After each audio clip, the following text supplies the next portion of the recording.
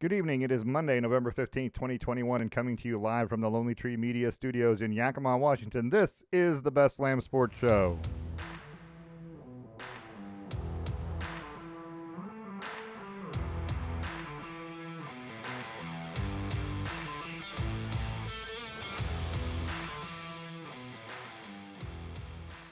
Hi, everybody. I'm your host, David Lamm. With me is my son, Parker. Say hello, Parker. Hello, Parker. Hey, it didn't work. There it is. Hey, it's just got a weird delay to it. Yeah, the sign, there's an electronic thing. We like using too much electricity, so they're like for the studio, all the lights and everything. And then when we use with the applause sign up, the crowd there's a delay and the crowd doesn't know. Slowly illuminates. Yeah, I mean, I think it doesn't just like come on. And It's like then, if you rotate a dimmer switch real slow. and the stage people here are just terrible. They should be there just pumping up the crowd, and they're kind of miserable. They're napping mostly. Right? napping mostly. That is correct. We are live streaming on YouTube. We're on Twitter at Lamb Sports, on Facebook. No, we're not. We're not on Twitter. We're not live streaming. Oh, we normally are. Well, we will be. We normally are. We will be. This will be a recording this week. Okay, let's back up. How do I phrase that? There. How do I even phrase this? So we are pre-recording this show for the first time. Correct. And to help with our schedules. It will play on Wednesday, the 17th, on YouTube at 7 p.m. like normal. So if you're listening, people are hearing it, it's this time. What do you mean? At 7 a.m. You know what? Yeah. So you'll hear it at the regular time, but everything we reference will be 2 days old. So there's that. That's not exactly true. So we are streaming on YouTube. How about that? Not currently. We will be streaming on YouTube. Sure. That's a weird way of saying it. Yeah. We're on Twitter at Lamb Sports. We're on Facebook under the Best Lamb Sports Show. And you can send us an email, lambsports@gmail.com. Please check out our webpage, lambsports.com. You can find links to the past shows, and the current trivia question, as always, is on there. Not just the question, a link to the answer, which is even better, right? First segment of the show is brought to you by The Range in Washington. The Range is Central Washington's premier indoor shooting destination at 34,000 square feet. The Range is an all-inclusive facility offering firearm training, retail sales and supplies, full gunsmithing and repairs, custom builds, and Cerakote services. Does anybody out there know what a Cerakote service is? Just FYI. I know that it's spelt not like it sounds. Yeah, there's a C. There's a C at the beginning, right, and a K in the middle. Cerakoting, just so everyone knows, is literally they can change the color of parts of your gun. Ooh. So, when you buy one, it's black normally, or, silver maybe. But they can literally go in and put a coating over the top of it that changes the color. And there's I don't know how many colors there are. Dozens of colors that you can pick from, which is amazing to me. I mean, you want a pink gun? They can do that. Blue? Yep. Whatever. So anyway, it's all under one roof at the Range. Open Tuesday through Saturday from 10 to 7, Sunday 11 to 5. Go see our friends at the Range, 1701 Garrettson Lane in Yakima. The phone number is 509-571-1449.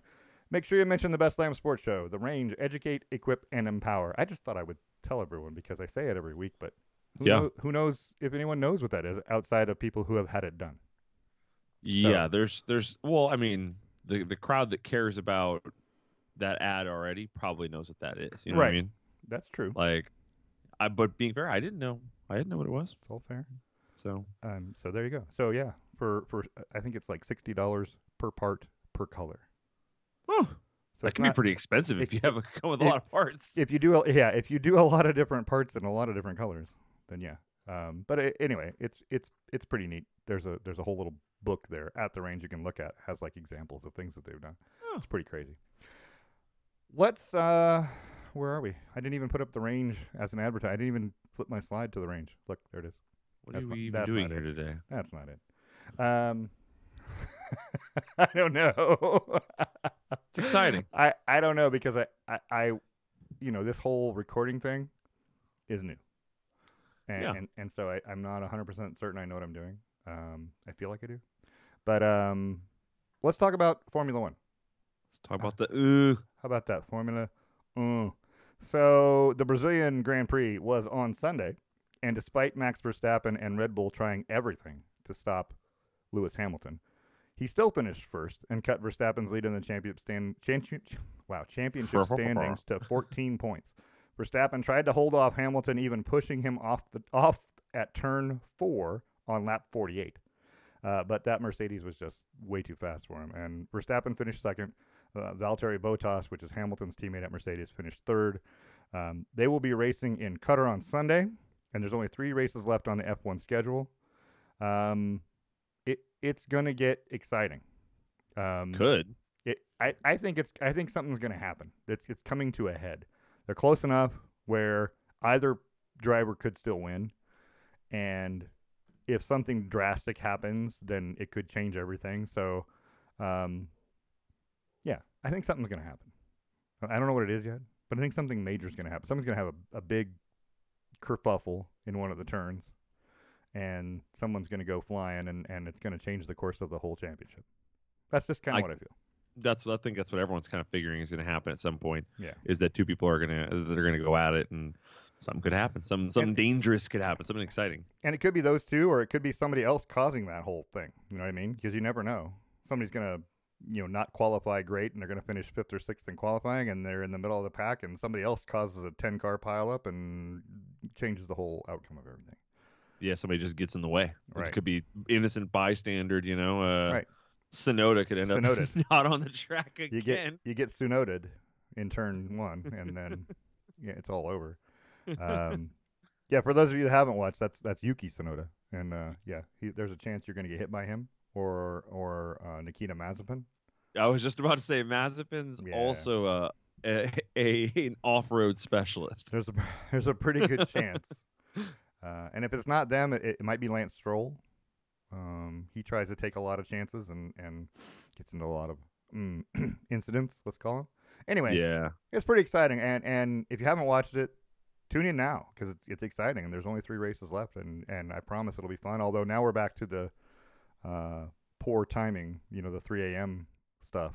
Yeah, the garbage times. You have to record it. But it's usually on ESPN or ESPN2. Just check your local listings and figure it out. But I'd record it and watch it in the middle of the day on Sunday. It's great. And you watch qualifying on Saturday. So practice Friday, qualifying Saturday, races on Sunday. 3 races left. It's narrow enough where anybody could win it. So, well, one of the 2 guys. Anyway. I think it's going to be great. I think it's going to be exciting to watch. I think this race had just enough drama. I think the next ones could be even more. Brings us to our trivia question. Okay. Which is Formula One related. I'm not going to know this. You probably aren't, and nobody will, unless you're a Formula One fan. However, here's the question. So, Max Verstappen's lead over Lewis Hamilton is currently 14 points with 3 races left, which led me to think, hey, what's the narrowest margin of victory in a Formula One Drivers' Championship? Huh. Right? And so I have the year and the 2 drivers that finished first and second, if you know that. Can I make a guess right now, and then you tell me at the end? Sure, you can guess now. What were those? There were those 2 guys, Senna and somebody else, who bowed it out like all the time. Senna had a rival, and I can't remember what his name was. Okay, so but that's gonna be my guess. It's those 2 guys, Senna and that guy. I can't remember his name. What year was it? Oh, was it like 1980 something? Okay, and how close was it? We'll say that's really sub 10 points. That's put a number on it. Don't be vague. Come on, man. 9.5. Okay, he goes with 9.5 points. Okay, 9.5 points. Well, I'm gonna tell you the answer at the end. So, and I'll take the under. Yep. You have to wait to find out if any of that is accurate. Let's talk about the Seattle Seahawks for just a minute. They were shut out 17-0 by the Green Bay Packers on Sunday with the return of Aaron Rodgers from COVID. Rodgers was 23 of 37, 292 yards, 1 interception. He actually looked okay. Pretty pedestrian for his season. Neither team looked great. Well, the Seahawks looked terrible, but Seahawks looked bad. The Packers looked not great either. Russell Wilson started for the first time in 4 weeks, and he looked rusty. He did. There were times it looked like he started for the first time in 4 weeks, just coming off of surgery. Yeah, kind of. 20 of 40, 161 yards, and 2 interceptions. He missed a couple of passes pretty badly, but I mean, I kind of what you expect when your throwing hands hurt and you're coming back from Did he have surgery? He must have, Y- right? Yeah, he had surgery. They Yeah, put a pin that's in why his it was hand, and then they had 3 weeks. to Yeah, take it out. and he's still wearing a Band-Aid on that finger, which is interesting, right? I don't know if that Yeah, has anything he's to not completely healed, clearly. right. So anyway, Well, so the pin came out on like Monday or something like right, that. yeah, it's So I'm still a wound there that I you got to cover, I guess. I feel like grass can only help it. Just rub some dirt on it. That's what you're supposed to do, right? They did. That's what John Madden says, I think. It was the first time Seattle had been shut out since a 24 to nothing loss to Pittsburgh on September 18th, 2011, which is the Whew. year before Russell Wilson arrived. He's never been shut out as a professional. Well, Well, guess what? Now he has. tough stuff. Yeah. Yeah. So now Seattle's what, 3-6? hmm It's pretty bad. It's not great, and they've been getting all the help they need to stay in the West Hunt, the NFC West Hunt, Yeah. because those teams are losing, but they're not capitalizing. They're not. They're only winning the last 4 games. Right. 5 games was against Jacksonville. Right. That's Denver status, by the way. So let's talk about some upsets because last week there was a number of upsets. Yes, there was. And yesterday there were probably 3 notable ones. Well, one of them was Thursday night where the Dolphins beat the Ravens. Who saw that coming?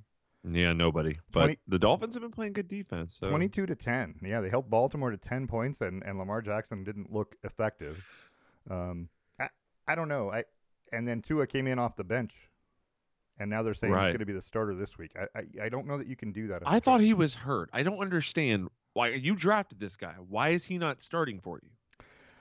I think he was hurt, and now he's not hurt, and they were winning, so they kept the other guy in, and then I don't know. I don't like changing quarterbacks. If you got a guy that's hurt and he physically can't go, I get it. That's totally acceptable. But I don't like the idea of switching a quarterback just for the sake of switching a quarterback. There's a reason why you put that guy out there, and when you have a season and you switch quarterbacks back and forth, that doesn't do anybody any good. The timing's all off. The rhythm gets. I mean, it's bad for receivers and running backs. And the way this quarterback hands you the ball is different than the way this quarterback hands you the ball. Even though it should be the same, it's not. Yeah. Because this quarterback's 6'4" and this quarterback's 5'11". They're handing you the ball at a different height. They literally are, or a different angle. It's true. Or they're throwing the ball to you at a different angle. It becomes a different thing. Anyway, you can't, as a team, gel if you don't have that one guy that's there every snap. Anyway, that's my Dolphins. They're still not going to make the playoffs. They're terrible. But they managed to beat Baltimore. I don't know. It was a pretty big win for them. Also, the Washington football team, 29-19 over Tampa Bay. That's pretty big. What's wrong with Superman down there? Well, I shouldn't say Nothing. Superman because he's in a different team now. Yeah. Yeah. What's Nothing's wrong with him. TB12? He'll be fine. Yeah. He just took 2 games off. I mean, just relaxing. There's a 2-game That's losing all. streak, and that should have been the trivia question. I should have looked that up, and I thought about it afterwards. Was how many 2-game losing streaks has Tom Brady had in his career? Probably not that I'll many. bet it's not many. And then that brought on the further question: what's the longest losing streak? Anyway, we'll talk about that later.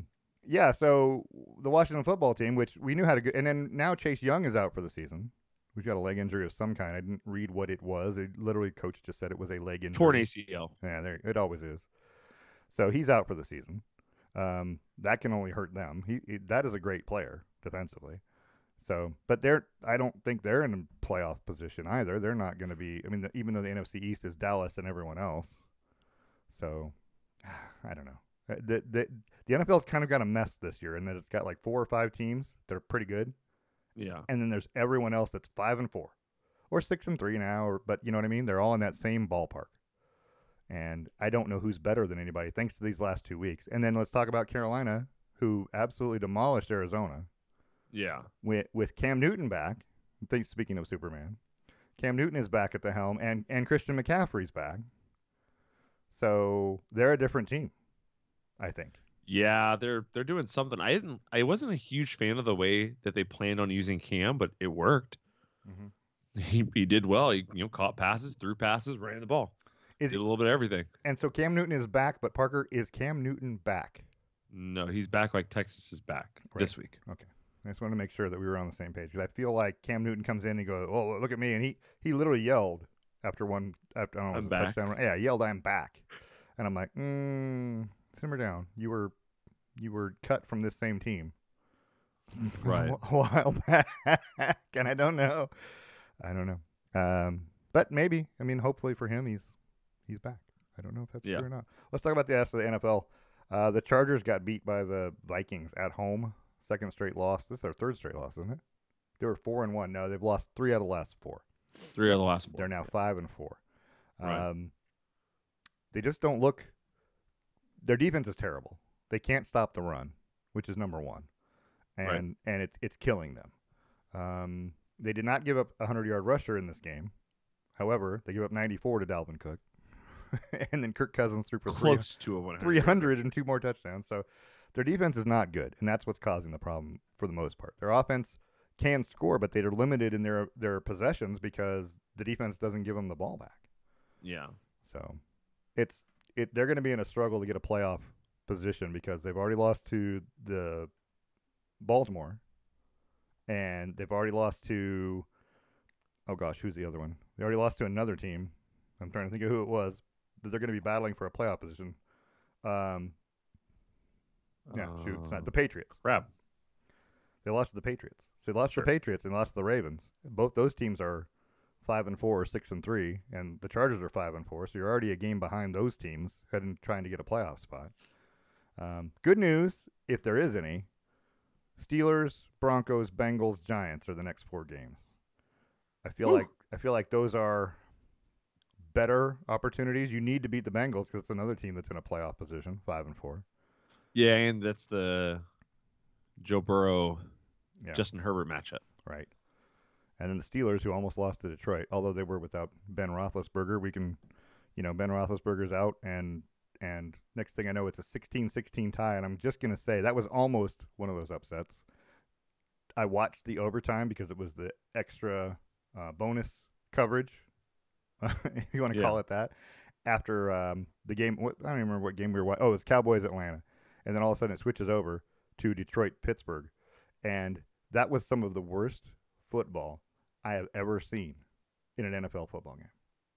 I don't know if you saw it, but it was so bad that neither team wanted to win. There was fumbles, there was interceptions, there was penalties that negated interceptions. They just gave the ball back and forth to each other. And there was an attempted field goal from, 40-something yards that never got more than 10 yards above the ground for Detroit. It was bad. It was just ugly. And I know it was wet. I get it. But these are professionals, supposedly. So here's a question. Yeah. How many tie games has there been since the NFL introduced the sudden death overtime in 74? Oh, that's a good question. Aha. Let's see. So there's been, let me think about that. We're talking about 47 years, right? Yes. So 47 years. I figured there's probably one every other year. Maybe every third year. Let's go with 21. 21? Mm-hmm.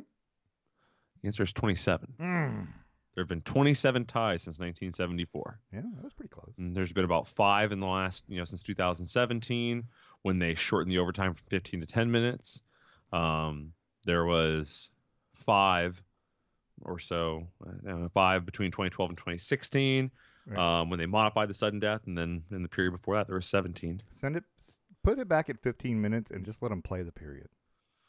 I agree. Just give them an extra period. Let them play the whole period because it's dumb the way they do it now. Because if you kick a field goal but it's left-footed, you don't get points for it, and then the other team gets a chance to score something stupid. I don't know. I just feel like just stop the stupid rules of if this, but then, and what if, or stop it. Just play the period. How do you feel about Najee Harris not knowing you could tie in the NFL? I feel like he's a rookie. I understand, but there's been a tie every single year. Well, except for 2017 and 15. Yeah. So pretty much since he's probably been watching football at the highest level, there's only been 2 years where there isn't a tie, and there's been a couple of years where there's been 2. But he's a rookie. I feel like he probably thought, just like in college, someone's got to win. Yeah, but I'm not a rookie at all. I'm not even in the NFL, and I still know there's ties. And this guy has devoted his life to football, and he doesn't. Let's be fair. Let's be fair to Najee Harris a little bit, in that he has missed a lot of football games because he was playing football.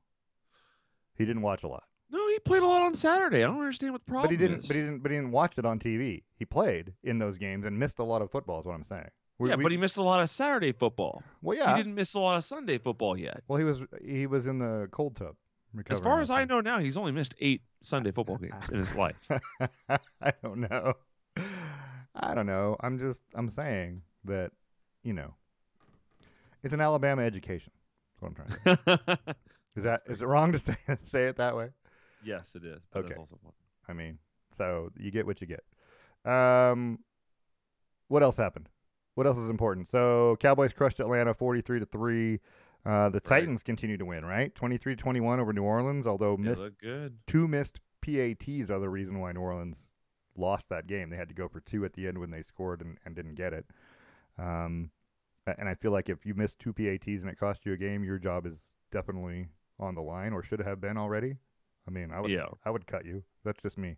He hit two field goals in the game. He missed two extra points. I don't understand. Um, Colts beat Jacksonville 23-17. Jacksonville looks more competitive now. They look like an actual football team. I'm not getting excited. It's the Colts, but they're competing to win football games, right? Yeah. Yeah. They're in every game. Yeah, they're better in the first like four games when they looked like trash. So I'm just saying. Yeah. Okay, New England looks like a real deal. This might be Bill Belichick's best coaching job ever, because this team I thought was not going anywhere. Maybe 500. They're 6-4 after clobbering the Browns 45-7. And can we ask the question: is Baker Mayfield gonna stay healthy enough? And is he the answer in Cleveland? I don't know if you can ask those questions at the same time. Okay.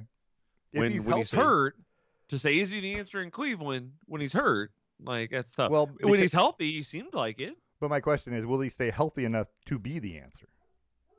Is my question, because he seems like this is two different injuries now. He's got a knee injury, he's got a shoulder injury.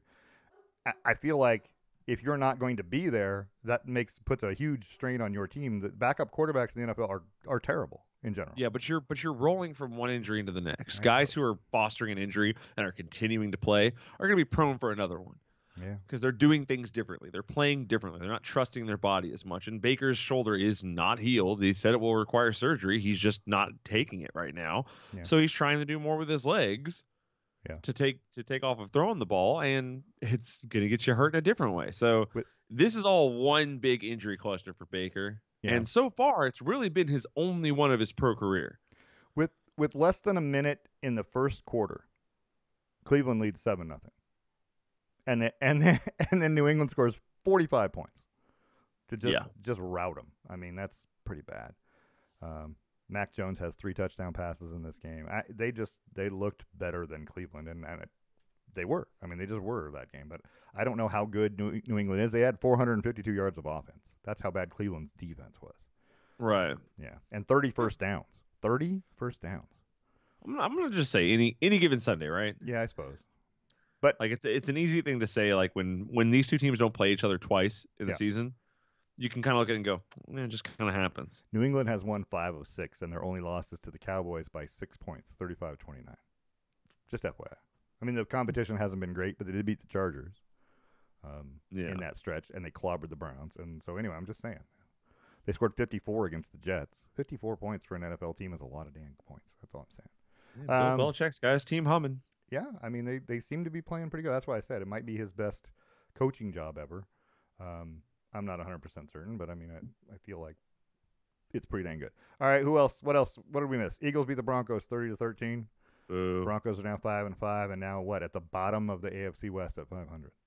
Yeah, sounds about right. And then the Chiefs clobbered the Raiders 41-14.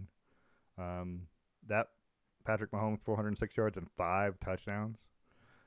It's a lot easier when you have Travis Kelce and Tyreek Hill. I'm gonna say that. And did you? I mean, I watched on the first series. Patrick Mahomes throws a ball left-handed. I mean, immediately, and I'm like, there's not many people in the NFL that can throw it. I mean, and get it downfield 7 to 10 yards left-handed accurately with enough on it. So he's one of those rare guys. It was waiting to happen, right? The Chiefs have far too much talent to be kept in check all season. Probably. somebody was gonna catch that beating that they Right. were trying to put together all year. Unfortunately, it was the Raiders. It was it was the Raiders at home, and the Raiders have lost 2 straight now. They lost to the Giants last week, Woo! so they go from 5-2 now down to 5-4. Is it Um, time to start Marcus? they tried to play Marcus a play in the freaking first quarter, right? And something happened, and they got a penalty. I don't know. Got Alex Leatherwood. There you go. More Alabama. Um, he's got a lot of penalties this year. I watched some Raider games. Yeah, we're on like every week for the first 3 weeks, right? And Yeah.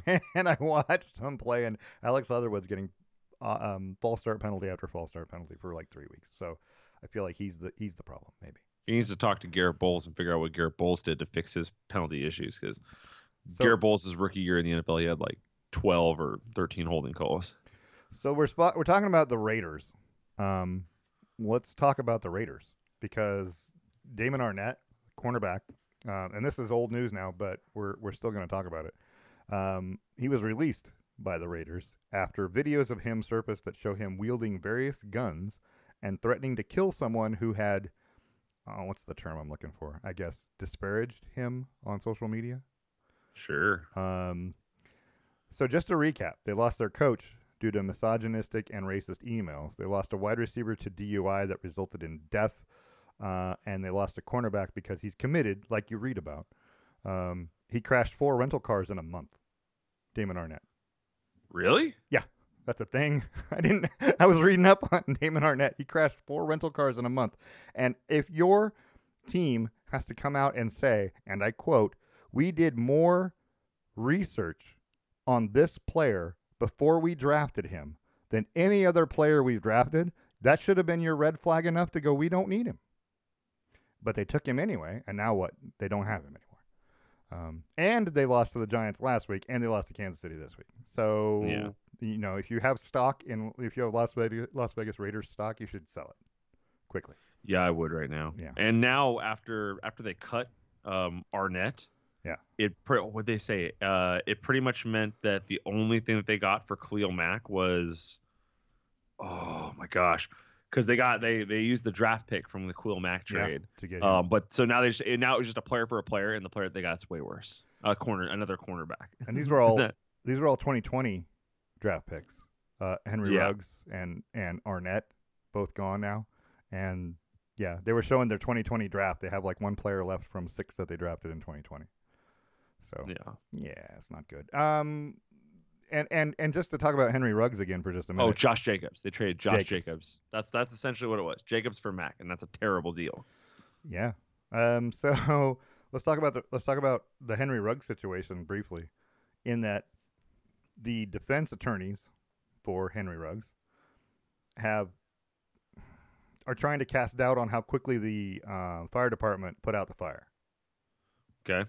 Basically saying, oh, they delayed in putting out the fire. So regardless of the fact that my client hit that car in the back at 156 miles an hour in a residential zone, that it's the fire department's fault that she's dead. So it's okay. not incorrect, but it's not correct. It's a gray area for sure. Well, if you think the fire department delayed in putting out a fire because they just wanted to see someone die, then you're wrong. You know what I mean? Right. So that's not a thing. Well, there was a thing here in Oregon a couple years ago where somebody died in a house fire because the initial truck that responded wasn't equipped to put out that fire. Right. And they had to wait for the next truck. Sure. So I need to read more details about it. Right. It's a weird thing, and it's all they have. I mean, what do you expect? Right? I got it. Like that's their job is to try and find a way to Cast keep some the doubt. death part out of this. Right. Because that's the only reason this is. I mean, it's a big reason. So, Right. but it's the only reason it's what it is because somebody died. Yeah. So if they can find any way to, like you said, cast doubt, Reasonable doubt that to come in. the death was solely his responsibility. Right. The situation was solely his. If I was his trainer, I'd say the situation was his responsibility. The death itself, it falls from one person to the next person to the next person to the next person, and then it just is what it is. But I still think I don't think it's going to matter. I think any reasonable judge would be like, "What are you talking about? Get out of here." God, you'd hope so. Yeah. Yeah. Yeah. Right, let's talk about Odell Beckham Jr. real quick. He was waived, and there was speculation. There was a number of teams listed in terms of where he might go. Seattle was one of those teams. Um, I had to listen to this guy come into the store where I work and talk to me for 20 minutes about, oh yeah, when we get Odell in a couple of days, it's gonna be great. Russell's coming back, Odell's coming here, and I'm like, okay, bud, okay. And then the next day, he signed with the Rams. and so yeah, now he's with the division rival. He's with the Ram, and just in time it seems because Robert Woods is out for the season, um, and maybe he'll fill a need there. But I feel like Odell Beckham might not be the answer to anybody's needs necessarily. Great wide receiver. He was great in New York with the Giants. Yeah, He just didn't like losing, right? I yeah. mean, okay, I get it. So he Well, goes he thought he wasn't getting targeted, but Baker Mayfield is hurt. right He in doesn't. Cleveland, He's been hurt for 5 games. He doesn't have right, that right. Well, slinging ability he anymore. he got targeted all the time in New York. Eli threw them the ball all the time. And he caught lots of touchdowns. He just didn't But like losing. So now I want to go somewhere else that's a winner. So he goes to Cleveland, right? Thinking they're building a thing. And now he's complaining that he's not getting the ball enough. Okay, so right, what is it, Odell? Is on this team what will be the excuse? Cooper Cup's too good. I don't like him. I mean, what's it going yeah, to be? There'll be some other reason. I feel like he's one of those guys. I'm going to point to Russell Westbrook as being the guy that keeps a team from winning a championship. yeah. Maybe he's great. He's fantastic individually, but for some reason he's not great as a teammate necessarily. But what do I know? I Well, I mean, mean, he did see a noticeable drop. So while he was at the Giants, his lowest year in receptions per game was 6.3. Um, and now when he went to Cleveland, yeah, his first year was 4.6, his second year was 3.3, and this year was 2.8. So there was a they were distinctly not targeting him as much. as much. Yeah, I mean, he He only had he 34 targets through 6 games he and also had 43 the year before. Not great. some injury issues. Right, right. This is just So counting the games he's right, in. Like, so he had 43 targets or sorry, 34 targets in 6 games. right, If you want to try and extrapolate that to a full 17 game season, that means he'd still be sub 100 targets yeah. for Well, a quote top 5 receiver. quote That's not unquote. using them right. I So sure. I don't know what the circumstances are. I don't know how many of those games he played in was he 100% healthy? Did he catch everything that was thrown his way? Did right, he, you know what I mean? There's a lot of things that you just don't really know. I mean, we could probably dig up a bazillion statistics to sway it one way or the other, but I feel like he's one of those guys that unless he buys into the team, he wants to be the number one wide receiver. He won't be in LA. So that's Cooper Cup. right, I mean, there's no doubt. And so he's going to be the number two wide receiver, which means he won't get targeted as much as other guys. And from what I've seen of Matthew Stafford, he also likes to hit tight ends. yeah, So maybe you aren't going to get any more targets than normal. Now, Robert Woods being out will help him. right. But still, as a number two wide receiver, which is what you're going to be, will it be enough for him to be happy and satisfied, or will he just be angry again? I Because don't know. I don't know if I'd call him a number 2 wide receiver because you're assuming Cooper Cup is the one because he's got the totals. I'm But assuming Cooper Cup is still your second and third check. he's your most productive wide receiver. He's the guy who makes the most catches. He's got 1,000 yards already this year. Yeah. I mean, that's a number one wide receiver anywhere I've ever been. He's got a chance to get about 1,800 yards receiving, and Yeah. that's amazing. So you I can mean, I'm not taking it away from him. I'm just saying like he's an overlooked player. Cooper Cup is. yeah, People don't give him the amount of time he deserves. But I mean, he had 1,100 yards 2 years ago. right, That was 2 years ago at a full season. But he had 1,100 yards a couple years ago. He's had 900 yards last year. So he gets a lot of targets, but he's got 103 targets this year, yeah, which is quite a bit. quite a bit. And he's definitely the favorite, but that's because he gets open, right? Yeah, That's why he's the favorite. It's because he gets open, because he's small and he's fast, and his he does a lot of great things in that regard. But that's just going to open up what Odell can do, because right now, if you're playing that team, and your number one cornerback is on Cup. Is your right. number one cornerback still on Cup? Yeah, I mean, I with don't with know. Odell hovering on the other side. I Like I don't was think your he would number do it. one on Robert Woods then before, It and was that's not. why? No, Okay, your number one was on Cup. okay. If you were But going into play him pre Odell with Robert Woods, your number one's on Cup because so you it think was that OBJ big. is that much better than Robert Woods? That Yes. okay. Well, he Yeah, was. yeah, I'm not yeah. saying No, he is now. I think he is. Yes, Okay. I All think right. he still is. I think Okay. Robert Woods' best days, he's probably half the player talent wise that Odell is. I'm just gonna say this. This is all I'm gonna say. So 9 games so far this year that the Rams have played. Right. Right.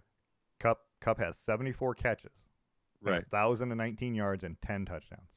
I hear you. Okay. He's on pace to get right around 1,900 yards receiving and 18 touchdowns. Gotcha. Those are Calvin Johnson numbers. And Yeah, if that's incredible. if that doesn't make a number one wide receiver, I don't know what does. And you can say Odell Beckham is a number one wide receiver and Cup's a 2 now. That's fine until Odell Beckham starts producing as a one wide receiver. And you're going to say, well, you got to target him. Well, why would I if I got another guy that can catch everything I throw at him? I guess we should restructure this. Yeah. When you say number one, I'm thinking of your X. Your, Who's yeah, your X. one? Your one Your- receiver. Well, That's not Cup. Cup's your Y usually. Who's your one? technically, That's Odell. Odell's going to line up to the left, usually farther away from everyone, trying to ISO somebody. Cup is going to slot. Sometimes he'll do that thing, but usually he'll be in a group. I think technically a Z. A Z, sorry. A Z would be your 2. He'd be a number 1. X would be a 2. Yeah. Slot guy who's going to move around. Right? But anyway, I think that's right. I thought that's why Des Bryant chose X, because X is 1. I used to play an X, and I was the number 2. But that's just a thing. Anyway. But yeah, so that's what I was meaning by this. Odell is a true one receiver. Yeah. You know, he's what's it called? He's out there and he's, working one-on-one against people. That is not Cup. Cup comes out of a group or a formation and he finds his way open through movement, through other players' movements and things like that. It's not straight up. Gotcha. So yeah, that's more what I meant. And by the way, it is Y is number 2. Okay. Y? Well, see in high school ours was totally different. Our Y was our tight end. Yeah. So you had an X and a Z and a Y. Anyway, whatever. But we only ran with with 2 running backs in the backfield anyway, so it made it all kinds of weird now. The NFL doesn't do that anymore. Yeah. So you got an X. That's fair. Anyway, let's talk about week 11. Oh, first of all, hold on. We're a little over halfway, right? A little over. 9 games ish. Some teams have 10. Do you want to change your preseason Super Bowl pick of Kansas City? No. Okay. I'm sticking with the Rams. Okay. So, I'm hoping OBJ is number 1 for the and helps them win so that I can say, haha, but I don't know if that's true. So, yeah. Okay. So, that being said, week 11 brought to you by, this is not week 11. This is week 10. Why we got issues here on our thing? Week 11 brought to you by ESPN here. I think there's a couple of games. There's 7-2 Dallas at 6-4 Kansas City. I don't know that Kansas City's good enough. But Dallas seems to be, Dallas got whopped 2 weeks ago by Denver. So I don't know how good Dallas actually is. They're good when they're playing good. They're not when they're not. 5-3-1 Pittsburgh at 5-4 Chargers. That's a big old playoff game. Big old playoff implications in that game. And then also 5-4 Cincinnati at 5-4 Las Vegas. Las Vegas needs a win in a desperate way to keep from falling to the bottom of that division. And that's another big playoff game. Those teams are all fighting for wild card spots. Is there any other game on this schedule, and I have one in mind, but is there any other game on the schedule that you see that you go, that might be a really good football game? This upcoming weekend? Yeah, this coming weekend. Take a little gander at the things. I actually don't know what all the games are offhand, but it didn't share. It won't take me that long to find out. I'm just pulling it up right now. Sorry, I was not prepared for that question. Well, honestly. I thought I had shared the screen with you, but I didn't, and so now the screen is up. So now you can kind of see everything. So sorry, my bad. It's my fault. That's all right. It happens. I'm gonna go. All right, upcoming weekend. Yeah. So, wow, why did it not jump? There it goes. Patriots, Falcons, pretty good. Ravens, Bears, garbage. Lions, Browns, garbage. Texans, Titans, garbage. There's a lot of garbage games this weekend. Packers, Vikings. Okay. Looks intriguing because you never know what you're going to get out of the Vikings. Cards at the Seahawks. Mm-hmm. It seems like it has big implications, but the Cards are just up so big in the NFC that I'm not sure that it matters. Cowboys Chiefs is probably going to be the big one. Okay. Are the Chiefs for real, and are the Cowboys actually back? The other game I'm interested to watch is New Orleans and Philadelphia. Philadelphia's been playing really good, and their next 6 games put them in a position really to be right there at playoff time. So just curious. In New Orleans, you never know about. New Orleans, one of those teams. And Trevor Siemian looked great against Tampa, and then not so much. I mean, he did okay. He actually did pretty well against Tennessee. They just lost a football game. So I The don't know. Eagles are 0-4 at home, by the way. Right? That's another thing. Anyway, I think that might be a good football game to watch. It's gonna be one of those close games, I hope. Imagine buying season tickets just to watch your team lose. They win games, just never here. We watched 9 home games this year, all losses. Yeah. Yeah. My team was 8-9, made the playoffs. Right? I saw all 9 losses. Let's that's not so good. Let's change topics here and let's talk about the Portland Trailblazers. They're now 6-8. They've lost three out of their last 4. They're playing the Raptors tonight, I think. Isn't that not right? That sounds right. I think they play the Raptors tonight. There seems to be a lot of glaring deficiencies in their game. It doesn't look like they've improved upon anything last year. Damian Lillard's got some injury issues right now. He didn't play last night. Not last night or the night before. Anyway, he didn't play in the last game. They're 1-6 on the road to start the 2021. Speaking of losing games. Yeah. Not 1-6 on the road, and you're 6-8. That means you're 5-2 at home, which is good, but you can't go 1-6 on the road. They're giving up 109 points per game, which is not the worst in the league. They're only scoring 108.6, so they're getting outscored clearly because they're losing. They're the 6th best rebounding team in the NBA, but it hasn't equated to anything. They're mediocre or worse in almost every other category. And they just don't look good. They don't look good. They really don't. C.J. McCollum's team leading scorer, 20.7 points per game. Yusuf Nurkic getting 10.9 rebounds, but I think he's only averaging 6 points a game. He's not averaging hardly anything. He's not scoring. Damian Lillard is getting better at passing the ball. 8.1 assists. I don't know that he's ever had a season where he had 8.1 assists per game. Yeah, he's taking on a true guard role and he's doing it well. Yeah, but it's coming at the expense of our offense entirely. At the expense of him scoring more points. Yeah, and they haven't been shooting very well, 3-point wise or other. C.J. McCollum's 5th in the league in 3-pointers made per game. Yeah, well, and he's been good. I mean, but he's getting more time shooting the basketball this year than normal. You know what I mean? Than he has in the past. So, I think interesting. It's just what I say. But hey, what do I know? Anyway, just letting you know, I don't feel like they're one game out of being last in the Northwest Division. So yeah, right now they'd make the playoffs in that stupid expanded 10-team playoff format that they have. I don't like it. I wish they'd go back to the other. I don't like the play-in stuff. I don't like the NFL having 7 playoff teams. There's a lot of things I don't like. If you're gonna have 7, just have 8. I mean, I think it's dumb to have 7. You know what I mean? That just play 8. Get that 8th team and play 8 versus 1, 7-2, and just go on. Let's do it. But that's the way the NBA used to do it, and then they added more teams. Oh, we're gonna have a play-in because we don't think it's fair that some teams get excluded. Well, that's the way it's been for 100 years. Why are we changing it now? Just because it's the way it's always been doesn't mean it's a good idea to change it. Just because you can change it doesn't mean you should. Right. It goes both ways. I never like the argument it's always been this way. That's a terrible reason not to do something different. Play-in is competitive, and it's fun to watch. It is, but as a basketball consumer, yeah. Why not more basketball? Why not more competitive basketball? Why not? Why are we ever shying away from it? Because it waters down the game. I don't care if it waters down the game. I'm getting to watch LeBron play the Blazers for that 8 seed. It's a hyper competitive game. That's exciting. I want to see that more. Sure. And I understand that point of view. I do. Yeah, that's yeah. But I would also tell you that what you've done is devalue that 8th team. The team that was number 8 and would have made the playoffs every other year. Oh, well, this year you have to play another game just to get in. The same way Major League Baseball has done. Well, we're going to add a wild card team. So you 2 wild card teams now have to play a playoff game. 1-game playoff.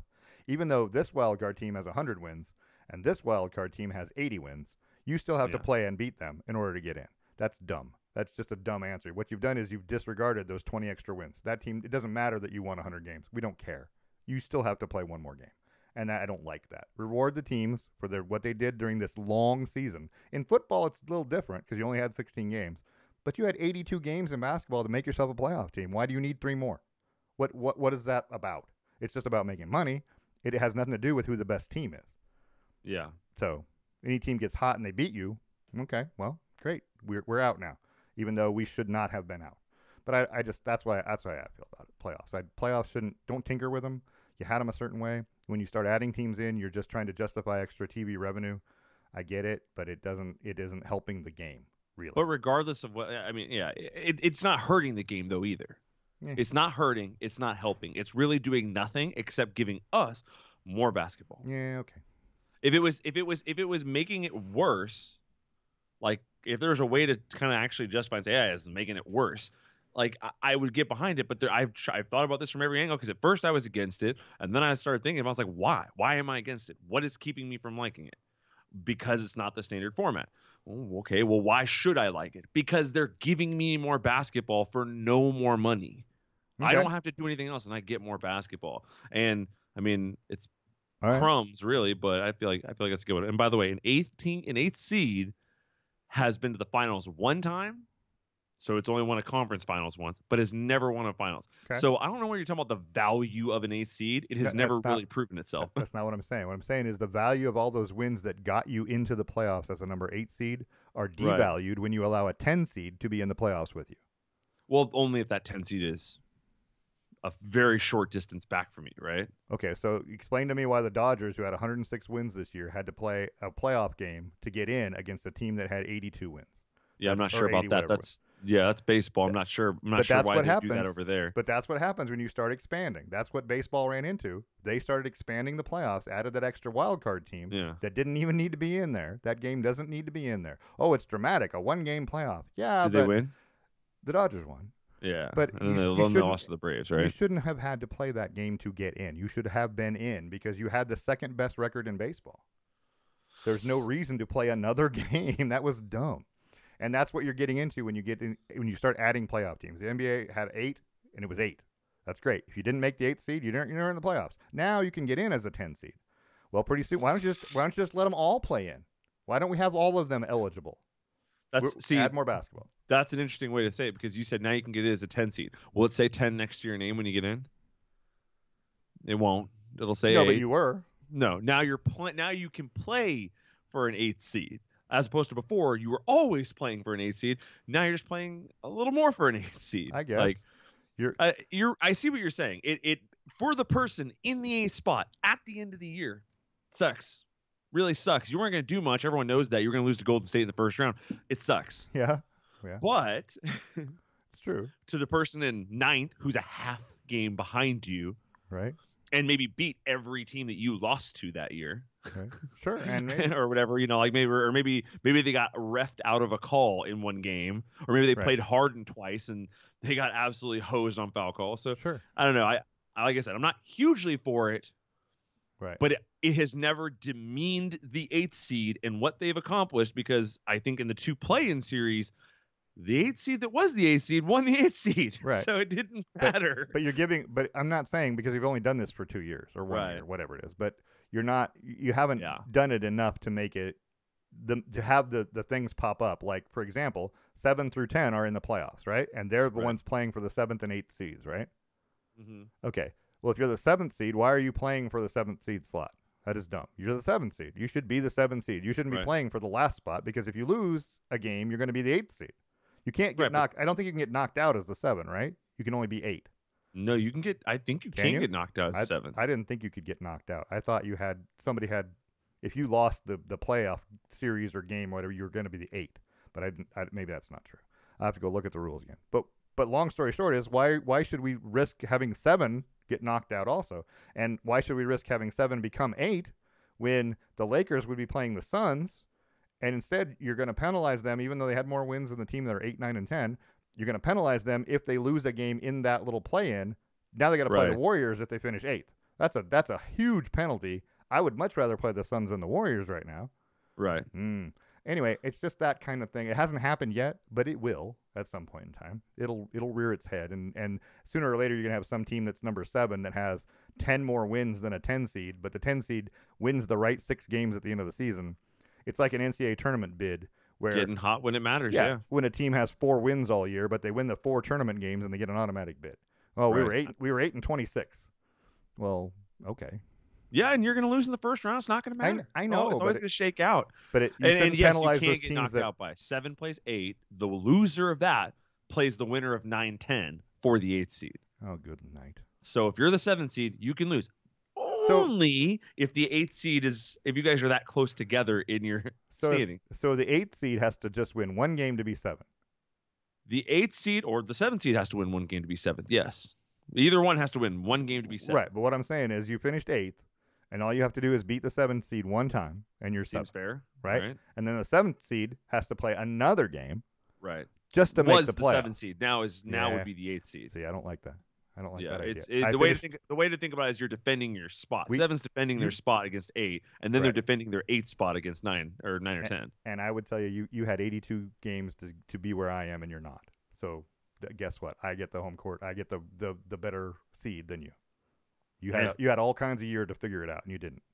Eh. Why should we go 3 games to decide who is what seed? How come they don't do that with 6 through 1? How come number 3 doesn't? Imagine a year where your best player's out for 4 months. Got it. How come? And then when they come back, you win 20 games straight going into the playoffs. Right. And you roll through the play-in tournament and then roll through the first round and roll through the second round. Got it. Clearly, historically speaking, you're not actually going to win the conference championship. Right. But how come we don't offer the Phoenix Suns the opportunity to do that? If they finish second this season behind the Golden State Warriors, how come they don't get a chance to play Golden State and become number 1? If you're going to allow it for 8, 7, and 9 and 10, why don't you allow it for 6 through 1? Why not just allow anybody to do it? Why Right. not allow rec leagues to do it? Right? Why not allow anybody to get it? When are you going to stop the ball rolling downhill on this? At some point, I challenge this number 1 team, and if we beat them, we're number 1 now. That's how also, it should be, right? By the way, to throw back to what I had this pulled up a few minutes ago. I want to get into. Yeah. CJ McCollum is actually averaging 0.1 field goal attempts more this year than last year, and he's averaging 0.5 less than 2 years ago. So CJ McCollum's not taking more shots this year. He's taking the same number of shots. No, his field goal percentage is lower. He's 420 this year. He's 458 last year. Okay. He's 387 from 3 this year. He was 402 from 3 last year. He's doing the same thing he did last year. It's not different. Just nobody else around him is doing much else points wise. Yeah. He's averaging 20.7 this year. Last year he averaged 23. Year before it was 22 and 21, 23, 20. So we've almost spent an hour, by the way. Yeah. Okay. That sounds about right. All right. Well, we covered Formula One. We're a little behind. We covered a little bit of everything. I know. All right. So let's talk real quickly about this statement by the Portland Trailblazers. Yeah. About the Neil Olshey investigation. I don't know how else to say it, but basically, Portland general manager Neil Olshey is under investigation by the Blazers for creating a toxic workplace where he quote unquote screams at subordinates and media and is in general a butthead to most people. And then of course the Blazers had to put out a thing saying, hey, we don't tolerate it. It's under investigation. Blah blah. Well, if you didn't tolerate it, and I understand he's not guilty until you prove him guilty. Anyway, they're investigating is basically what they said. And I've seen no reason in my viewings with Neil Olshey to think that he's anything like that. Right. Except I just think he's dumb. He's made bad decisions with that's the team. True. So I can get behind that. So yes, they're going to need to prove to me this. Elsewise, I'm okay with you firing him for just sucking at being a GM. And I think that's what they just should have done. But this is easier though, right? You can force him out on this for cause, you don't got to pay him. Yeah, you can force him out on this. Right. The other way, him being bad at his job means you made a bad hire. This means he's a bad person. But if any of this is true, I mean, if anybody, if that is the way he behaves, and more than one person has said this, or there wouldn't be a thing, right? I'm fairly certain. Yeah, and if that's truly a thing, then he should be let go. I mean, let's be honest. That shouldn't be a thing. You shouldn't be treating people like that, just in general. Not a good way to go through life, but whatever. So they should have let go of him last year. But of course, he blamed it. It's not a personnel issue, right? It's not a personnel issue. We changed the coach, and that's the reason. Except now we're worse than we were last year. Whatever. I don't know. I don't even know. I expected a step back this year, though, because new coach and everything like that. I suppose. So we're well over See, and I don't even have the thing pulled up. See, look at me. We're well over halfway. Boss Kitty, Hand-Dyed Yarns. Be sure to tune in to BossKittyLive.com for knit-alongs, exclusive sales, games, fun, and meet new fiber friends. They're on. I think they're on. You can watch a show almost every day on Twitch. I'm not sure every day, but it's pretty close. They have one almost every day. You can go on to BossKittyShop.com and get your DK and fingering weight yarns as well as stitch and progress markers. If you're looking for a gift, you can get them a Boss Kitty Shop virtual gift card and let them pick it out themselves. That's Boss Kitty Hand-Dyed Yarns. Yarn so boss, you'll knit your pants. And we're moving quickly now because we've been on here quite a while. Portland Timbers, real quick. They beat Timbers real quick. Yep. Austin FC 3-0 last Sunday, and they will host Minnesota in the first round of the MLS Cup playoffs this coming Sunday, the 21st. And I think it's on ESPN, but don't quote me. Check your local listings.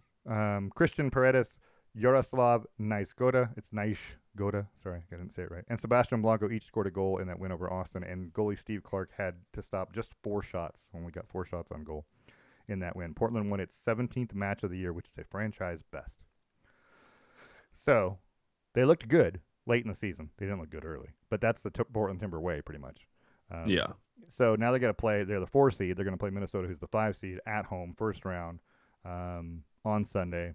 I don't know. I can't tell you if they're going to win that or not. I wouldn't put a ton of money on a 4 versus 5 seed matchup in any sport, but I feel like they have the ability to be dangerous in the playoffs. So hopefully they'll do it. But Are they Baker Mayfield? Woke up feeling dangerous today? woke up feeling dangerous. That's right. Every day they're good enough to beat anybody. I've seen them beat just about anybody. It just for some reason not always works out that way, you know. Anyway, it is how it is. Let's talk about the Oregon basketball team real quick. Okay. Started playing basketball last Tuesday, I think, when everybody started. Number 13 Oregon Ducks won their opener against Texas Southern last Tuesday in Eugene, 83-66. Will Richardson led the Ducks with 20 points, and Syracuse transfer Quincy Guerrier had 12 rebounds. The Ducks followed that up with an 86-63 win over SMU, where they just dominated. Eric Williams Jr. led Oregon with 19 points, and Richardson and Jacob Young each added 18. Oregon looks really good early. They're actually now number 12 in the latest AP poll. I was watching the SMU game at work, and we have a TV behind us, and it was showing the game. And so I'm sitting there minding my own business, and I turn around and look, and I see Jacob Young, and I go, "Oh, they're showing a throwback game." And he's like, "What?" And I'm like, "It's Joseph Young, my Joe Young." And he's like, "What?" And I started looking at it, and I'm like, "Wait a minute, they were supposed to be playing SMU this year." And I pulled open my phone. I'm like, "No, this is live. Who the hell is that?" Yeah. And I had to go online and look it up. Dude, his picture on his profile is identical. They look exactly the same. It is so creepy, isn't it? but it's also really cool. So I'm not mad about it. So their next game is against BYU. Here in it's Portland tomorrow night. Although when you hear this, it will have been yesterday. That's the whole time delay thing that we're. When you hear this, the Ducks will have already won. We'll have already beaten BYU. It is on ESPN tomorrow night. But yesterday it's on ESPN last night. I don't know how to phrase it. I'm really confused. It was on ESPN recently. And then they will play in the Maui Invitational, which is being held in Las Vegas. You can figure that out for yourself. Against Chaminade on the 22nd. That kind of happens during Thanksgiving week. So that would be the next game after BYU. All right, where's Chaminade located? The school in Hawaii. Darn, you know that. Yeah, the Silver Swords, the Chaminade Silver Swords, pulled off one of the largest upsets in the history of college basketball when they beat Ralph Sampson and Virginia in this same tournament back in 1980. I don't know. Wow. 1 or 2 or 3. Know all the details. I don't remember when it was. Yeah, well, a little bit. So. Oregon has a really good chance. I mean, there's that tournament's got a lot of good teams in it, so that'll be interesting to see how they do with that. But then the rest of their non-conference is Montana and Cal Riverside. Before they start conference play, they do have a couple games sandwiched in conference play. There's Portland and Pepperdine, but they have a really good chance to run that table of non-conference games and be right there. You know, so this looks like an NCAA tournament team. But we'll find out more. But UCLA is the class of the conference right now, so number 2 in the country. We'll find out. We'll know more later. So anyway, there's that. That's right, and they host Baylor this year. They do host Baylor. That's right. That's the other non-con game. But number 9 Baylor. Yeah. Number 9 Baylor. They're doing it weird though because they're playing non-conference, then they play a couple conference games, then they play non-conference Yeah, it again. is different. The conference season started earlier this year than it normally does.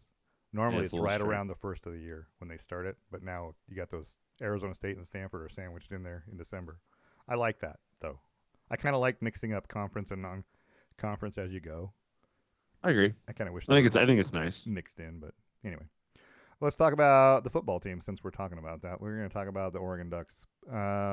They won on Saturday against Washington State. Ducks scored early, taking a 14-0 lead before letting the Cougars come back and tie it at the half, 14-14.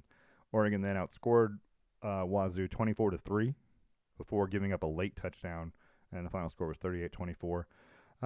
Looked pretty good. I think their offensive line has found their rhythm, their footing, call it whatever you want. They're opening up some gigantic holes. Ducks had 306 yards rushing in this game and Jeez. 329 last week against Washington in Seattle. Um, so they look like running the ball wise. They look like the old Chip Kelly Oregon teams that could just run the football all over the place. Um, Yeah, and Byron Cardwell looks good. I like him. I like Travis Dye. I do too. Yeah, I think they've I like got it. Travis Dye when he doesn't fumble the ball. Well, yeah, there's that. So there's still some times when they don't look like they're ready to play football, and they give up some scores and drives occasionally. When you go, what are we doing? What's going on Um, here? yeah, because like letting they let Washington State score with like 30 seconds to go in the first half to tie the game, and then late in the game when you're up by 3 touchdowns, they gave up a touchdown late at the end of the fourth quarter. Not substitutions or whatever, I get it, but still, it's that it's that 38-17 looks better than 38-24 when you give up those late touchdowns. It's not really garbage time because you're only up 3 scores. You're not up by 50 It's really. not out of reach yet Right. entirely. Yeah. So I don't know if it just sometimes they just don't look quite ready. But they looked better. They are looking better. This week will prove a lot of things. We're going to find out a lot of information about this week because they play Utah, number 24 Utah on Saturday at Utah. It's 4:30 on ABC. Ooh. And yeah, no one's given the Ducks much of a chance, I don't think, to win that football game, which I don't understand. I know Utah is pretty good, but they're for the most part they've been doing it on the ground, and I think Oregon can stop that. Yeah, I think that Oregon's not. I'm not saying they're going to run away with this. I think they're going to be okay in this game. I don't think they're going to have that much problem.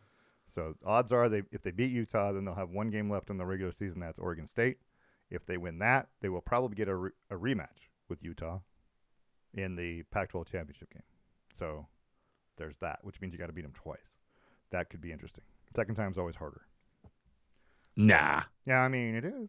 I'm just saying. What nah. do I know? It'll be easier the second time. I think. All right then. So Oregon State beat Stanford 35-14 in Corvallis on Saturday. Arizona State scored 21 fourth quarter points to stun Washington 35-30 in Seattle, and that led to the firing of, well, it was one factor of Jimmy Lake, the head coach at Washington, after he, well, hit a player. You can call it hit. You can call it Struck. whatever. I mean, it is. He did, but I feel like if you watch it, you go, well, he was pissed off at the kid, and the kid was stupid, and he was trying to prove a point. He didn't hit him like in the helmet. He didn't smack him like punch him in the face. He hit him. Okay, he has a bunch of pads on. He gets hit all day long. Whatever. So I don't know. Yeah, and if you've ever played any sports, coaches can be a little rough. Yeah, they're gonna smack you, So especially football coaches. They're yeah, gonna especially when you're being stupid. when you're being stupid. That's exactly right. Being stupid gets you a You little extra deserve. shove and an extra Yeah, mean mug you afterward. I might have mean, deserved it. I'm I just what I'm didn't saying. think it was too much. I Right. definitely thought You it probably showed cracks in a coach, correct. Well, but and and maybe then that's what's making him nervous. and the word came out later that that's happened before in other games, I guess. But there's been other examples of it, like when he was a coordinator. But what do I know? Long story short, he's out a week after they fired the offensive coordinator last week. And this game they should have won. I mean that was a game they had well in hand and then decided not to.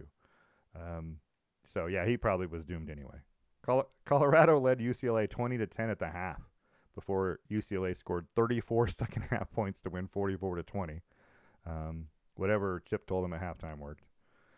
So you right Chip US Kelly, master of the pep talk. apparently. I can only imagine it's something like, "Hey guys, you got to score more points, do better." that is exactly, he is not a big talker, is he? Uh, Doesn't seem that way. Utah beat Arizona 38-29 in Tucson, which was probably closer than Utah wanted it to be. But that was after Arizona won last week.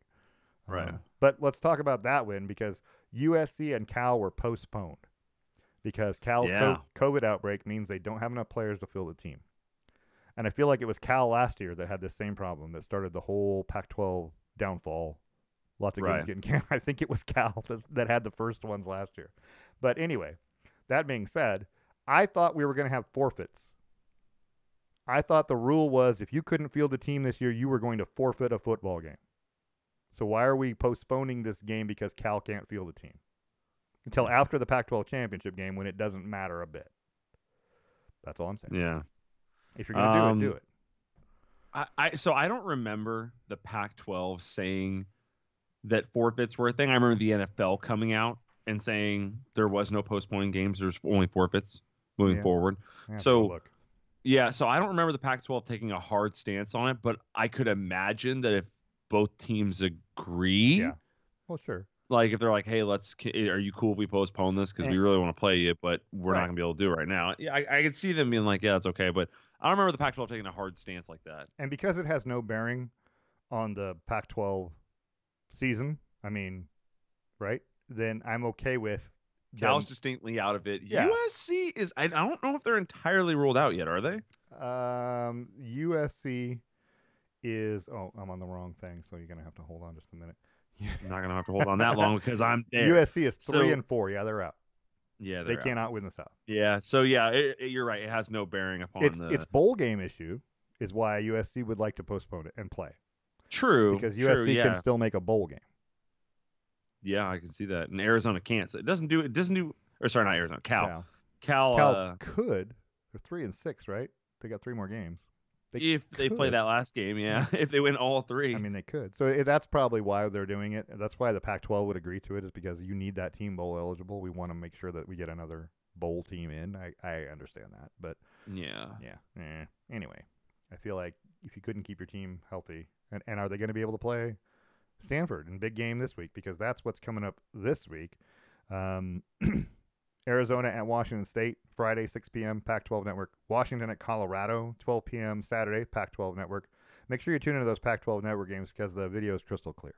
We'll talk about that at some point. Other UCLA at USC, 1 p.m. Saturday on Fox. Cal at Stanford, big game, 4 p.m. Saturday, Pac-12. And then Arizona State at Oregon State is 7:30 Saturday, ESPN. That's the E team. The E team. That's right. That apparently is getting the new late night broadcast. getting new equipment. Getting So new equipment. It should be Yes. awesome. Tune into that Sure. to see if it's crystal clear or crappy. We don't know how it's going to turn out. College football playoff rankings. These are last week's because they won't come out until tomorrow, which is yesterday when you hear this. But if we're making guesses If we're right making now guesses, for what the people are seeing, these 6 will probably be the same. The only thing that could happen is I think you could see Ohio State jump ahead of Oregon, and Oregon be 4 and Ohio State be 3. yeah. You could make a case for Michigan being 5 with a win over Penn State. I don't know. I don't know that they will. But I don't anticipate this will change. I think it will stay exactly the same because they Just all top won. 6, yeah. Yeah. The only team who did lose was Oklahoma, which was we knew it was coming. It's just a matter of time. Yeah, we've been saying that for weeks. When is Oklahoma going to lose? That makes, and it kind of throws the Big 12 out. There are no unbeaten teams, and I don't think any of them can win enough meaningful games to be considered in the top 4. So I think that the Big 12 I don't see a way that they stay in. And Baylor Baylor moved up 7 spots in the AP, but they're 11th. Yeah, they got 2 losses. And they've got 2 losses. So I'm just not sure if they have any momentum to keep them going because I don't think the back portion of their schedule. They've got Kansas State and Texas Tech. They don't have a lot of games to prove it, but don't sleep on Texas Tech though. They've won 2 in a row. I guess. Oklahoma State is 9-1. I will say this: Oklahoma State is 9-1, and they have an opportunity because they have yet to play Oklahoma. That Bedlam game is coming up next. There's Texas Tech, and then there's Oklahoma at home. They have a chance to finish 11-1, will a win over an Oklahoma team who just lost to Baylor be enough to get them into a college football playoff spot? Whereas, the Big Ten's got those 3 teams in the top 10. I don't think it will be. We'll see what Oklahoma does this weekend versus Iowa State, because That's a Iowa State is tough a game. tough team, yeah, and they're looking to avenge their season after the narrative is that they just fell the holy hell apart. The worst So part of this for Oklahoma is if Oklahoma State beats them, right? yeah, Then Oklahoma won't even play in the conference championship game. It'd be Oklahoma State and Baylor if they awesome. win out. So there's still a chance that everyone in the Big 12 will have 2 losses by the end. So anyway, but who knows? So there's that. NCAA games to watch this week. If you're watching, there are not many. Number 7 Michigan State plays at number 4 Ohio State, 9 a.m. on ABC. Number 25 Arkansas plays at number 2 Alabama, 12:30 on CBS. And then there's the Oregon-Utah game. Those are the only 3 games involving 2 ranked teams this week. So it's a little bit of a bummer. Next week is a whole different story. And we'll talk about next week when we get there, because that's when we pre-record that show, when we pre-record and then that post it up right later. Yeah. We'll talk about the Ohio State Michigan game then. Okay, I have an idea. Yeah, Let's just, and people can hear this. Yeah, what if we pre-record 2 versions of each show? one if so and so wins, or one if so and so. Right, loses. right. So we'll do one. We're like, yeah, I knew Michigan was gonna win. The alternate ending. And then we can just cut and paste them together. The number of permutations you have to have to cover all of the games that we would have covered, whether they won or lost. You know what I mean? You just have to do everything one way and the other. So you have to do 2 shows, one all home team winning, one all away team winning, and then cut and paste it. Or we can do one completely vague, like, oh, what a game between Baylor and Oklahoma State. What a game between the teams from Texas. Yes. What? Those ranked teams that played each other, it was a great game. You should have watched it. I like one entirely vague day. We're like, this week in the NFL, the top teams in the AFC played other top teams. Yes, and did okay. And that one team that had lost all those games lost another game. Yeah. I don't know. I mean, one of the front runners for the MVP had a great day. We'll look into that. And then we can let the audience try and figure out who the heck we're talking about. I like it a lot. Totally. We don't have to say anything. We don't even have to have any numbers to back it up. That's the best part. Yeah. I threw for a buttload of yardage today. You don't even have to say that. You can say, how about that game by that running back? Yeah. They really put the ball on the ground in that one. Whether it was bad or good. It doesn't really matter. Oh my gosh. I like it. I like being able to record ahead of time. That's a good idea. You have anything you want to talk about? Something that grinds your gears today? Oh, something that grinds my gears today. No. Well, yeah, okay, yeah. I got something that grinds my gears. So why is it that when your car starts having problems, it happens in 3s? Like, is that a thing? I had a tire go flat. Yeah. And then somehow my gas cap started having an issue, which, by the way, in case you didn't know this, sets off your check engine light. If it's not sealed, yeah. If it's not having a seal, it releases what is like a 4607 code, which is a small emissions leak. And I'm like, what the heck does that mean? And I love when you go online to figure out what that means. It's some guy who's like, yeah, you're just going to want to tighten your gas cap. Or you're going to want to crawl underneath your car and shove your hand way up behind the motor, and there's this little teeny screw. And it's like, dang it. Yeah. I hope it's not that. Yeah, I love the fact that you have the number. No, I had to go get it done. Yeah, so all of a sudden I'm finding out, so I had to order a gas cap off of Amazon, a Mopar gas cap, and so that's all good. Those go away, and then what happens? I'm driving home the other night, and it dies at a stoplight. Oh goodness! And I'm like, but no check engine lights have come on or anything like that. It just went like and died. It feels like there was a fuel filter issue or a fuel flow issue. That could be.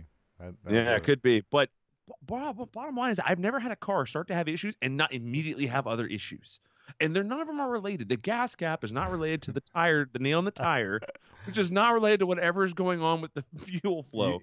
You may not remember this, but when we lived in Georgia, we went through a spell where we had to patch or replace numerous tires. There was so much crap on the roadways that we would wake up. I'd wake up in the morning and go out, my tires flat. Didn't know I ran over something on the way home, but the slow Yeah. leak happened, and next thing you know, you get up in the morning, now my tires flat. That happened. I want to say at least 4 times in about 2.5 years. Jeez. Yeah, it was ridiculous. Not to mention we had to buy new tires at one point. Heck, at one point we just got a new car. So Like, I'm not buying another tire. I'm that's just gonna buy another just gonna go vehicle. get a car. I'm just saying. I think that was a thing. Anyway. But yeah, that is one of the most annoying things when you don't know you've done it because it isn't a big leak. The nail's still in there and it's just slowly Yeah. leaking, and then you wake up and you go, oh, you're on your way to work, and it's the day when you're always running late to begin with when that Sure. happens. Sure. And that's another thing. There's not a lot of not gas pumps, air pumps around anymore. No. That's not a big thing anymore. Like there's one at Costco. There's actually nitrogen pumps at Costco. Oh, is that better? But for the most part, you just pull into a regular gas station. They do not have an air pump anymore. And if they do, that crap's not free. What about right? No, you got to It's pay like for that. $1 for 30 seconds of air where you have to do this weird little like run around your car to undo this cap and put the thing on. It's stupid. You got to undo the caps first. You got to be ready. Yeah, you gotta do. It's like a pit I'm stop. I'm a pro at this. Remember, I had this old Ford Explorer named Jeff Yeah. El Jefe, Yeah. and he had a slow leak in one of his tires. I became really good at filling that bad boy up because it was on the far side and the gas station I went to, so I'd have to take the hose around the car. So Nice. yeah, it was a whole thing. But bottom line, yeah, I had a screw, not a nail, a screw in one tire. Took it in, Les Schwab patched it up, came home. A couple days later, light came back on, took it back. It was like, hey, I think the patch failed. They went and looked at it like, no, you have a different screw in your tire. What the hell is going on? Yeah, that's a thing. A second screw in the same tire? You're lucky it wasn't one on top of the other. I would have Exact same- preferred that. They would have just gone right out. One of them wouldn't have mattered. That's true. You'd have one just Yeah. rolling around inside there. That's- Let's answer the trivia question. Okay. Brought to you by Stave and Stone Wine Estates in Hood River. I'm gonna pull this up so everyone can see it. There you go. Winery at the Vineyard, 541-946-3750. That's 541-WINE-750. Open 12 to 6 daily. Open for indoor and outdoor seating. The wine garden is closed for the season because, let's be honest, you don't want to sit in the snow and drink wine. The downtown tasting room, 541-490-9461, 12 to 6, Thursday through Sunday. Call and make your reservations or email them, reservations@stavenstone.com. And then on here, of course, if you go to the website, which is literally just stavenstone.com, you can see the holiday hours. You can see if they're closed on Thanksgiving and Christmas and New Year's, the appropriate times you would think. But anyway, award-winning wines, great people. It's a great place to go have a drink and just taste and test. And, anyway, go to Stave and Stone Wine Estates in Hood River. Wines with personality. So trivia question, are you ready? yeah. You remember what it was? Yeah, it was what was the smallest margin of victory in the championship in Formula One? Correct. That is the correct trivia question. Yeah, Uh, and yeah. I said that it was Senna, Ayrton Senna, Somebody. and his rival, who I know his first name is Alan, but I don't know his last name. Alan Prost? Yeah, that's his Okay. rival. Okay. Prost. That's it. Yes. Thank you. He beat him, and I said in the 80s. Yeah. I didn't give a specific time frame, and I said it was by 9.5, and I took the under. I will tell you what you got right. Okay. It was in the 80s. No. And the person that got beat was Alan Prost. Oh. But it was Nicky Lauda, his Ooh. McLaren teammate. They were We're talking teammates. 70s now, then? No, this is 1984. I told you it was in the 80s. It was Oh, I 1984. thought. It was in 1984. Nicky Lauda beat Alan Prost 72 points to 71.5 points. Dang. On the last race. He won the last race and won by a half a point. So Yeah. there you go. That's your trivia question. There's been like 6 different years where it was 1 point. And then that half a point. So it's been close a number of times. So anyway, there you go. Pretty exciting. And they were teammates battling it out. So I kind of like that one. Anyway, Well, dang. there you go. Back there racing for Marlboro. Nicky Lauda, right? That Marlboro was a gigantic sponsor of that McLaren racing team. Yeah. That's all we have for today. We're going to be back next week, recorded as well on Wednesday the 24th. You can listen to it. It'll come on. You can listen if you're listening to this broadcast. It's Wednesday the 17th. So the next one will be the Thanksgiving broadcast. We're going to be back with more college football, NFL news, MLS playoffs, Formula Right. One, Seattle Kraken. We're going to cover them next time, right? And a lot more. So again, we are live streaming on YouTube normally every week. You can catch it. You can catch the recording live. Does that make sense? Is that the way I should say it? Anyway, Kinda. on Twitter at Lamm Sports, on Facebook under the Best Lamm Sports Show. You can email us, lambsports@gmail.com. I want to thank all of our sponsors, The Range, Yakima, Boss Kitty Yarn, Stone White Estates, in Hood River. And this has been a Brain Rock production, a division of Lonely Tree Media, LLC. Thanks for listening. We'll see you next week.